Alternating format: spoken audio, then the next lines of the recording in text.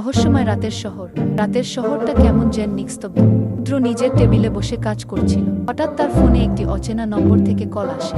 রুদ্র, hello, কে বলছেন? অপর প্রান্ত থেকে একটি ভীতু গলা শোনা গেল। আমাকে সাহায্য করুন। আমাকে খুঁজে পাচ্ছে কি? রুদ্র কিছুই বুঝে উঠতে পারল না। কে? কি হয়েছে আপনার? কথা শেষ হওয়ার আগেই কলটি কেটে যায়। কিছুক্ষণ পর একটি মেসেজ আসে। তুমি যদি আমাকে বাঁচাতে চাও, 10 মিনিটের মধ্যে এই লোকেশনে এসো।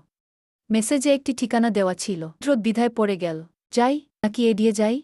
কৌতূহল এবং সহমর্মিতা তাকে ছুটতে বাধ্য করল। ঠিকানায় পৌঁছে সে একটি পুরনো বাড়ি দেখতে পেল। ভেতরে ঢুকতেই একটি অন্ধকার ঘর। হঠাৎ পেছন থেকে একটি হাত তার কাঁধে। রুদ্র ভয়ে পেছনে ঘুরতেই একজন অচেনা মেয়ে ফিসফিস করে বলল, তারা আসছে। দ্রুত বেরিয়ে যাও। এরপর দরজার উপাস থেকে ভারী পায়ের আওয়াজ শোনা গেল। রুদ্র এবং মেয়েটি পালিয়ে যাওয়ার চেষ্টা করল। কিন্তু গল্প এখানেই শেষ নয়। দর্শককে অন্ধকার ঘরে রুদ্রের ভয়ে কাঁপতে থাকা মুখ দিয়ে গল্প শেষ করা হয়।